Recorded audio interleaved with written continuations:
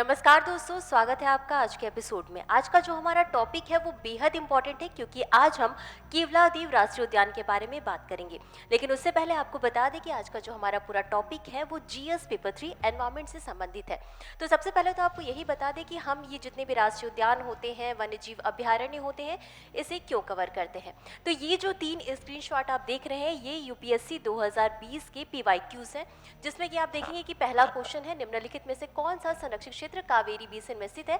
और यहाँ पर आपके राष्ट्रीय उद्यान ऑप्शंस दिए हैं और आपको बताना है इसमें से कौन सा सही है। और अगला है भारतीय अनुवृक्क यानी बारहसिंगा की उस उपजाति को जो पक्की भूमि पर फलती फूलती है और केवल घास बख्शी है के संरक्षण के लिए निम्नलिखित में से कौन सा संरक्षित क्षेत्र प्रसिद्ध है। आप देख सकते हैं कि यहाँ पर ऑप्शंस में सिर्फ और सिर्फ राष्ट्रीय उद्यान दिए हैं। और इसी के साथ एक और क्वेश्चन हम देखेंगे जो कि आपके यूपीएससी 2020 में पूछा गया है और ये भी क्वेश्चन आपके वन्य जीव अभ्यारण्य से संबंधित क्वेश्चन है। निम्नलिखित में से कौन से ऐसे सर्वाधिक संभावनीय स्थान है जहां कसूरी मृग अपने प्राकृतिक आवास से मिल सकता है। और यहाँ पर भी आप ऑप्शंस में देख सकते हैं कि राष्ट्रीय उद्यान वन्य जीव अभ्यारण्य के बारे में पूछा है और इसके ऑप्शंस दिए हुए हैं। तो आप लोगों में से जिसको भी इन सभी क्वेश्चंस का आंसर पता होगा आप उसे कमेंट बॉक्स में बताएंगे। और इसी के साथ हम आगे बढ़ेंगे और देख लेते हैं हमारे आज के टॉपिक को, जिसका नाम है केवलादेव राष्ट्रीय उद्यान। लेकिन सबसे पहले तो हम यही देखेंगे कि यह हालिया घटनाक्रम में क्यों है, यानी कि चर्चा में क्यों बना हुआ है।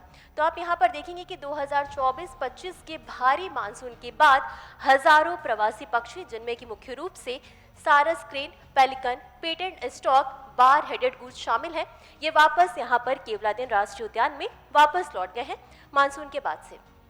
और इसी के साथ यहाँ पर ये न्यूज़ में इसलिए भी था क्योंकि बर्ड रिंगिंग परियोजना की बहाली की गई है, यानी कि फिर से शुरुआत की गई है।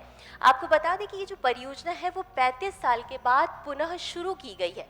और ये परियोजना, इसका उद्देश्य क्या है, तो इसका उद्देश्य है पक्षियों के मौसमी आवागमन का अध्ययन करना, यानी कि जो पक्षी होते हैं जो मौसम के अनुरूप इधर उधर स्थानांतरित होते हैं, उनके आवागमन का यानी उनके आने जाने का अध्ययन करना। और इसी के साथ ये जो स्थल है यहाँ पर कछुओं के लिए एक महत्वपूर्ण अभ्यारण्य भी है। और यहाँ पर राजस्थान की 10 में से 8 कछुआ की प्रजातियां यहाँ पर पाई जाती हैं, यानी कि 8 कछुआ प्रजातियों का यहाँ पर घर देखने को मिलता है। और इसी के साथ साथ ये कछुआ के संरक्षण के लिए भी एक महत्वपूर्ण केंद्र है। तो ये तो हमने समझा कि केवलादेव राष्ट्रीय उद्यान आखिर चर्चा में क्यों है, खबरों में क्यों है। अब सबसे महत्वपूर्ण हम इस राष्ट्रीय उद्यान के बारे में भी विस्तार से समझने का प्रयास करेंगे। तो सबसे पहले तो हम यही जान लेते हैं कि ये जो केवलादेव राष्ट्रीय उद्यान है इसे एक और नाम से जाना जाता है और उसका नाम है भरतपुर पक्षी अभ्यारण्य। तो अगर भरतपुर पक्षी अभ्यारण्य आता है या फिर केवलादेव राष्ट्रीय उद्यान आता है तो आपको समझना होगा कि ये दोनों एक ही स्थल की बात हो रही है। अब स्थिति की बात कर लेते हैं कि ये कहाँ स्थित है। तो ये राजस्थान के भरतपुर जिले में स्थित है और इसका क्षेत्रफल 29 वर्ग किलोमीटर है, यानी कि 29 वर्ग किलोमीटर क्षेत्र में ये जो पूरा राष्ट्रीय उद्यान है ये फैला हुआ है। अब इसकी विशेषता की बात कर लेते हैं। तो आपको बता दें कि ये जो राष्ट्रीय उद्यान है इसे यूनेस्को विश्व धरोहर स्थल में भी शामिल किया गया है। साथ ही साथ ये स्थल जो है वो रामसर स्थल भी है, यानी कि ये अंतर्राष्ट्रीय महत्व की आर्द्र भूमि है। और इसी के साथ ये दुनिया के सबसे महत्वपूर्ण पक्षी प्रजनन एवं आहार स्थलों में से भी एक मानी जाती है। और आपको बता दें कि ये जो उद्यान है यहाँ से 2 नदियां प्रवाहित होती हैं, उनके नाम है गंभीर और बाणगंगा। तो इतना समझने के बाद अब हम आगे बढ़ते हैं और एक बार इसकी ऐतिहासिक पृष्ठभूमि को भी समझ लेते हैं। तो सबसे पहले तो यही बात करते हैं कि ये जो उद्यान है वो 19वीं शताब्दी से संबंधित है। कैसे? तो 19वीं शताब्दी के अंत में महाराजा सूरजमल द्वारा शिकारगाह के रूप में इस अभ्यारण्य को स्थापित किया गया था और फिर इसे 1956 में पक्षी अभ्यारण्य का दर्जा दिया गया। अब बात कर लेते हैं कि ये जो राष्ट्रीय उद्यान है इसका नाम केवलादेव क्यों पड़ा। तो दरअसल ये जो पूरा एरिया है यहाँ पर भगवान शिव का प्राचीन मंदिर स्थापित है और यही वजह है कि यहाँ पर इसका नाम केवलादेव पड़ा है। और इसी के साथ आपको बता दें कि 1985 में इसे यूनेस्को विश्व धरोहर स्थल का दर्जा मिला था। और अब आपको बताना है कि इसे रामसर स्थल का दर्जा किस वर्ष दिया गया था। तो इतना समझने के बाद अब हम यहाँ की जैव विविधता के बारे में भी समझेंगे। तो सबसे पहले हम जानेंगे यहाँ पर पाए जाने वाली वनस्पतियों के बारे में और उसके बाद हम देखेंगे यहाँ पर पाए जाने वाले जीव जंतुओं के बारे में। तो यहाँ पर आपको बता दें कि शुष्क पर्णपाती वन पाए जाते हैं और यहाँ पर पाए जाने वाली प्रमुख वनस्पतियों को भी हम एक एक करके समझने का प्रयास करेंगे।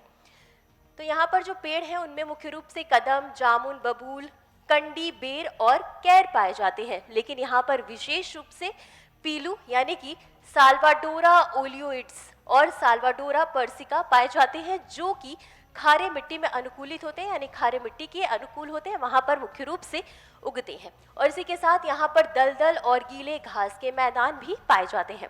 तो ये तो हमने समझा यहाँ पर पाए जाने वाली प्रमुख वनस्पतियों के बारे में। अब इसी के साथ आगे बढ़ते हैं और समझ लेते हैं यहाँ पर पाए जाने वाले जीव जंतुओं के बारे में, क्योंकि आपने देखा कि पिछली बार जो PYQ पूछे गए थे उसमें सीधा सीधा क्वेश्चन आया था कि ये जो जीव है, ये जो जंतु है, किस उद्यान से संबंधित है। तो इस लिहाज से ये हमारे लिए जानना भी बेहद इंपॉर्टेंट है।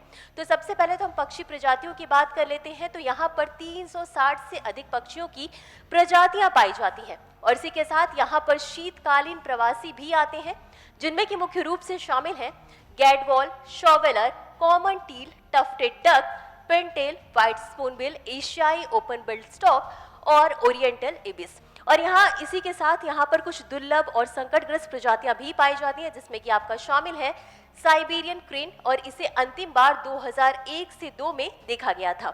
और इसके अलावा ग्रेटर स्पॉटेड ईगल और इंपीरियल ईगल भी यहाँ पर मुख्य रूप से पाए जाते हैं। और ये जो प्रजातियां हैं ये दुर्लभ है या फिर संकटग्रस्त स्थिति में इनकी स्थिति है। अब यहाँ पर कुछ अन्य जीव भी पाए जाते हैं, उनके बारे में भी समझ लेते हैं। तो इस स्तनधारी की बात करें तो इसमें सियार, फॉक्स, ब्लैक बक, चीतल, हॉग, हिरण, सांभर शामिल है। अब सरीसृप की भी बात कर लेते तो यहाँ पर अजगर, सांप, मोनिटर छिपकली और 10 में से 8 कछुआ प्रजातियां, जैसे कि हमने पीछे डिस्कस किया था, तो पाई जाती हैं। और यहाँ पर मछलियों की 50 से अधिक प्रजातियां भी पाई जाती हैं। तो ये था हमारा आज का पूरा डिस्कशन का टॉपिक। अब बारी है हमारे आज के अभ्यास प्रश्न की। तो प्रश्न देख लेते हैं। प्रश्न है, निम्नलिखित कथनों पर विचार कीजिए। आपके कथन है, पहला कथन है केवलादेव राष्ट्रीय उद्यान को पहले भरतपुर पक्षी अभयारण्य के नाम से जाना जाता था। और दूसरा कथन है, यह यूनेस्को की विश्व धरोहर सूची और रामसर कन्वेंशन दोनों में शामिल है। उपरोक्त में से कौन सा या कौन से कथन सही है या सही है? आपके ऑप्शंस हैं ए केवल 1, बी केवल 2, सी 1 और 2 दोनों, डी न तो 1 और न ही 2। और इस प्रश्न का उत्तर आपको हमेशा की तरह कमेंट बॉक्स में देना है। आज के लिए बस इतना ही। मिलते हैं अगले एपिसोड में इसी तरह कुछ अहम और जरूरी खबरों के साथ। तब तक के लिए धन्यवाद।